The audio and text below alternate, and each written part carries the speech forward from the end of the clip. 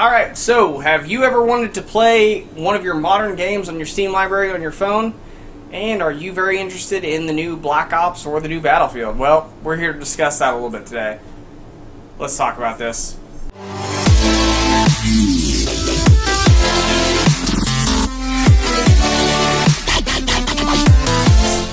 Alright guys, first off today, Valve has released a new app on the Android and for the iOS devices called Steam Link. And what this does is allows you to play your Steam library on your mobile devices. Well, yeah, I got the beta on my phone. It released last week, and I was able actually to try it out. I played a couple single-player games, like I played Extinction, I tried it out, Fallout 4, Far Cry 5, The Witcher 3, and honestly, to be completely honest, from playing it back in my bedroom, it was pretty neat. I did enjoy it. It does help me to where if I'm as long as I'm in my house, say my kids are playing a game on the TV and I can't really get to my PC or can't really use the TV, to where I can play my games. Now, it doesn't have any kind of controller support, or as of the touchpad on the screen, I should say. It has controller support if you have a Moga or a PlayStation controller. I used a PlayStation 4 controller. What I mean by is there's no touch support for a controller, so you can't use your phone as a controller and play the games, which I think is kind of a drop. Now, obviously, that wouldn't work on all games, but it would work on a lot of games. There's some games that you could get away with using the phone as a controller on this system, and it's something I hope they implement. But as of right now, I really enjoyed it. There was some hit and miss. I wouldn't recommend playing it on a multiplayer game, like if you're wanting to play PUBG or Battle Right or some game where latency is an issue. I wouldn't recommend any of that, but I didn't really have any problem playing any single-player games on it at all. It was actually pretty interesting to be able to play a game like that on my phone and just use a Bluetooth controller. So, what are your thoughts on this? What do you think of the possibility of the future of this? What do you see in it? I see a lot of potential for the future as far as this thing here goes. It would allow us to be able to actually go out and play these games whenever we wanted to. Yeah. Now, I have not been able to play with it at all yet. I've seen a couple of videos on it. That's really all the interactions I've had with it. But just knowing that I'd be able to sync up with my computer, go out of town if I'm sitting at the DMV for a while or something, be able to link up to it and just sit there and play Skyrim in front of everybody else while they're miserable. Yeah. Would just make me happy. The possibilities for it are really, really interesting for me. Mobility is where everything's going right now. Yeah, definitely. Like Nathan said, mobile gaming, as much as a lot of hardcore gamers want to frown upon it, mobile gaming is the future. You can't deny it. It is. It was big when Game Boy and Game Boy Advance and the Game Gear were all a thing. And it's slowly developed over time to be, everybody's got a phone. Everybody has a phone. Everybody's playing games on their phone. And it's frowned upon in the hardcore gaming community to be a mobile gamer, but at the same time, right now this is still an early beta. You need a high-speed connection in order to even be able to use it. I was running on, luckily I have a pretty good router, and my phone I'm lucky my phone has a dual-band connection. It has a 5G connection. Some phones don't have that, so I wouldn't see it working too well with a phone if you don't have a 5G connection, because even with the 5G connection, it was still, there was a little bit of latency, and occasionally the screen would flicker. And like I said, it's an early beta, but it definitely does show a lot of promise for the future. Now, I know we've seen companies try to do cloud gaming in the past, and I can't remember the company that did it. I think it was Go Now or Play Now or something. They sold boxes that you could hook up to your internet, and they had a cloud library of games you could choose from and buy and play. And it didn't really take off because it didn't really work very well. But obviously, Microsoft has been getting into the cloud gaming aspect of things for a while now. They've talked about Crackdown 3 having a lot to do with the cloud. So having this, it really does show us that where we're going. It's not necessarily about the hardware that an individual device has, as opposed to how fast its connection speed is. So connection speed is a big thing. But especially for this, they say connection speed's pretty much everything for this. Yes. They were having some troubles in testing, I think it was, with multiple devices linked up to the same thing. Yeah. And it was causing a lot of issues with that. But one of the things that I really find interesting with this is that Japan, of all places, is actually their consoles are actually going downhill. Yeah. The mobile gaming in Japan has been massive. You have the massive transit, people staying on the train for hours at a time. that's where they're doing the majority of their gaming. And I could see something like this really helping with major games instead of just their little mobile developers or mobile games, them being able to get on there and actually play their big name brand games again. And see, that has me also thinking. Another story we were wanting to talk about, which we decided not to really talk about too much, but I'm going to go ahead and address here a little bit, was Sony announcing the end of the PlayStation 4. Now, that has me wondering, you know, when you see what they did with the Vita, how they have the remote play for the PlayStation 4 and the Vita. Now, it's not very well implemented. I've talked to Nathan about this earlier. Playing shooting games is a nightmare because the touchpad reacts as the R2 and L2 buttons, which I don't know why they mapped it that way, but, you know, leave it to the Japanese to go and somehow screw up R1 and L2 and R2.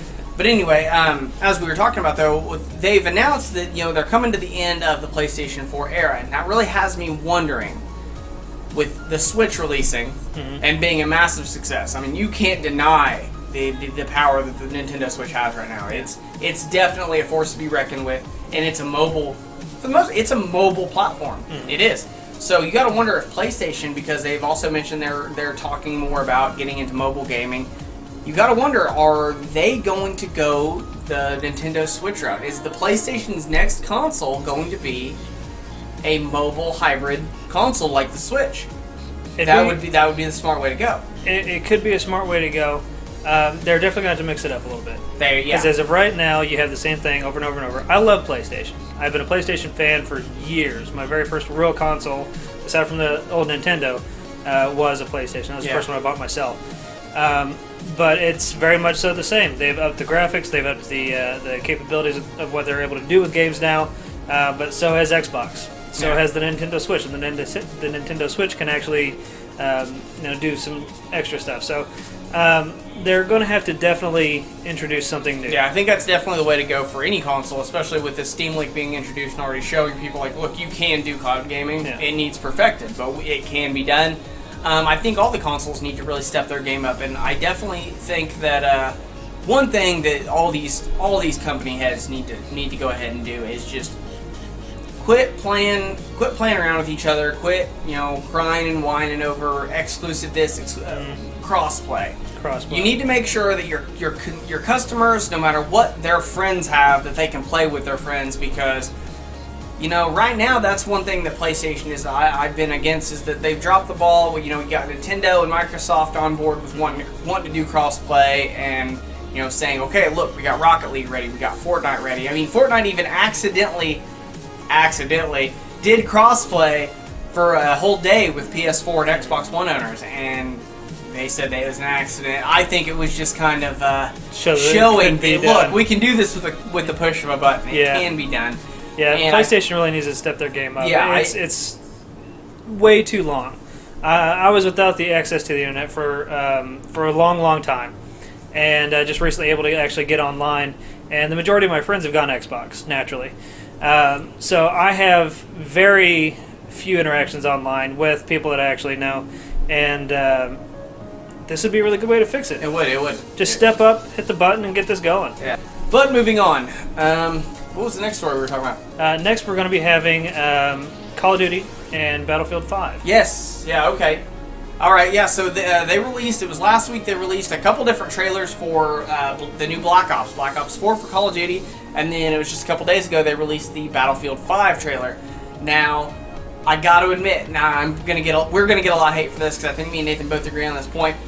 I'm not a fan with them removing the single-player campaign from Call of Duty. I'm not, but I understand why they did it for business reasons. I understand it from a money standpoint why somebody would do it. I mean, you buy a single-player game, you play it, you beat it. If you're not really into the multiplayer, you resell it. Now, Call of Duty's biggest market is obviously its multiplayer games, and it's gamers that like to play the multiplayer. So it makes more sense to focus more on them, because they're going to buy the game, continue to buy DLC, continue to buy stuff, and keep replaying the game. It's got more replay value. They're not going to lose money selling the game secondhand as much. So, while I think, it sucks they got rid of a single-player campaign, because when it comes to Call of Duty, I've mostly been a fan of the single-player campaign. I mean, ask Nathan. I've never really been a fan of Call of Duty when it comes to multiplayer. But with that being said, I saw the trailer, and this is all based on trailers. It's not based on actual gameplay, but when I saw the trailers to what they're doing with this new Call of Duty, I'm interested. Oh yes, definitely. I saw some fantasy. I saw a battle on the Titanic against zombies, and I for the first time ever since Modern Warfare 2, I'm actually interested in Call of Duty, and that's crazy for me because I can't stand Call of Duty normally. It really is. He's always been a Halo fan. Understandably, it's a great game. But yeah, no, the new ones, I was only able to see the one trailer, and it was in some sort of a coliseum, and I saw 4 people show up, and they looked kind of like knights or something like that. And like first of all, thing down there was some sort of a weird zombie-esque creature. It was much more than a zombie, but anyway, for them to go that route, I mean, this is Call of Duty. This is a shooter game. It's very different. For knights to show up, yeah. You know, maybe they have some sort of like specialized Gatling bow. I don't know what they have in mind there exactly, but gas-powered Gatling bow, crossbow.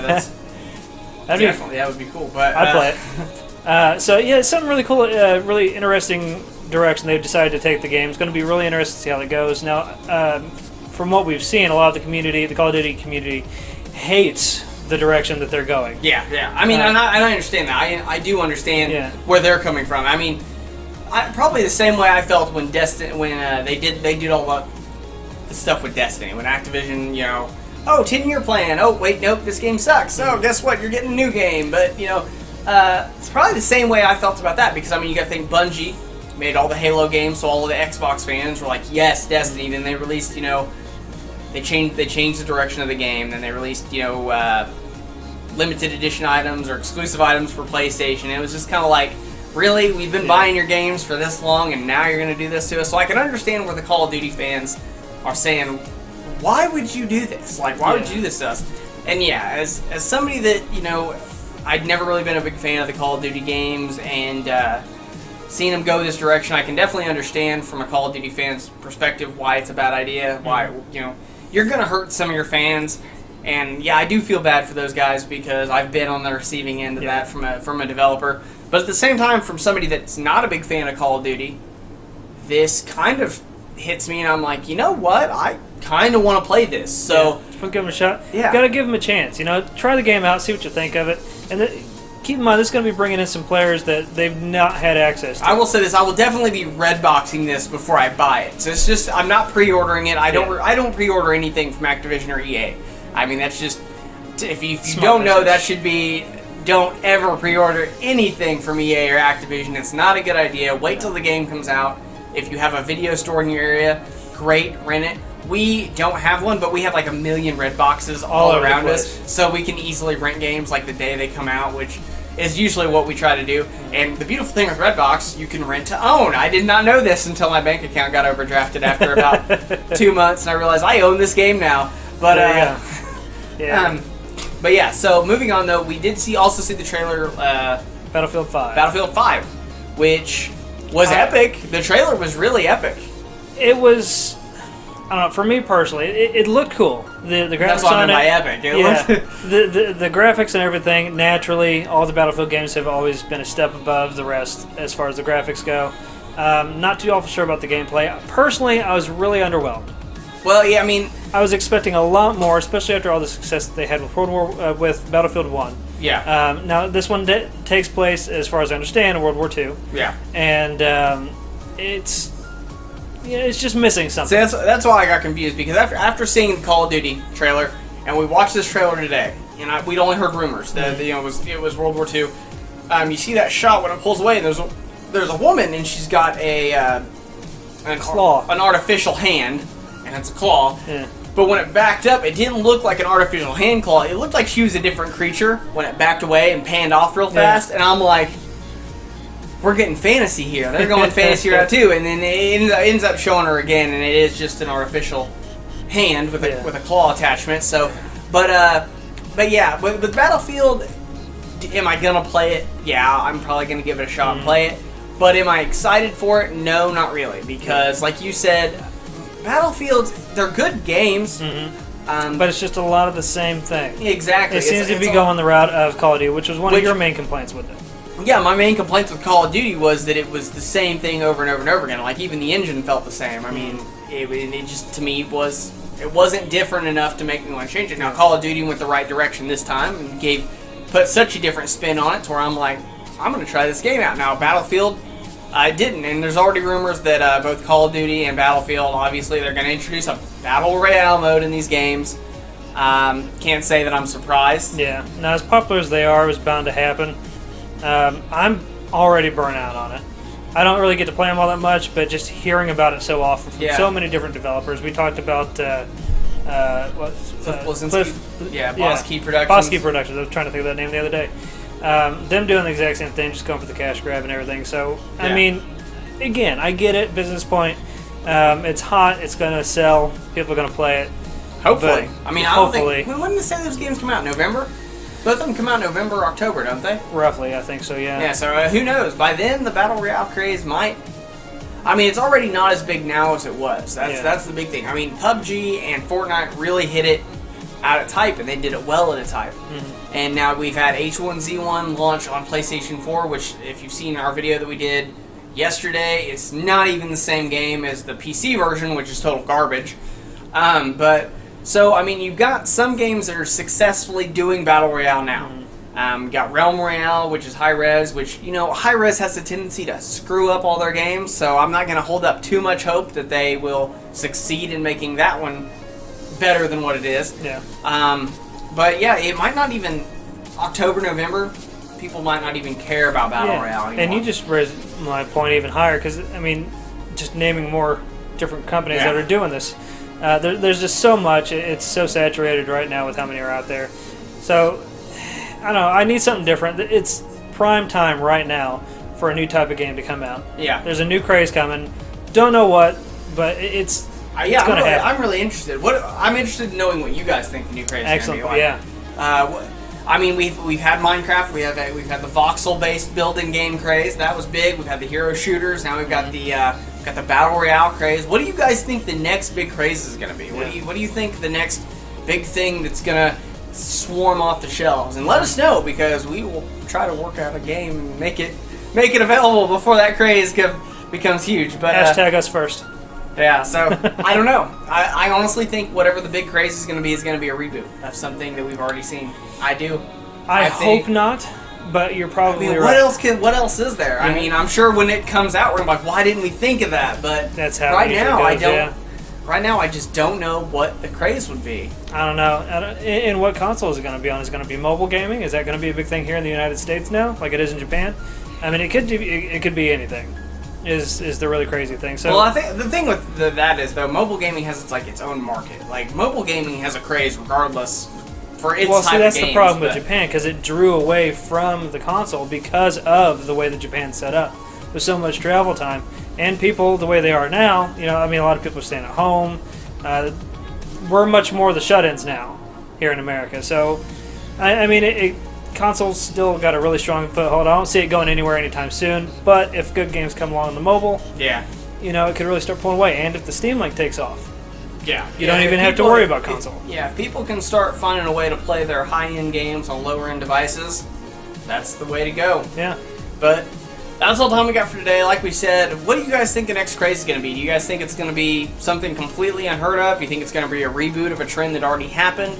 Let us know what you guys think in the comments down below. If you like this video and you want to see more, please click that like button and that subscribe button. It really means a lot. We're really trying to hit 5,000 subs by the end of the month, and it would just be totally awesome if we could pull that off. So, absolutely. Thank you guys for tuning in to these videos, and we will see you guys next time. See you guys.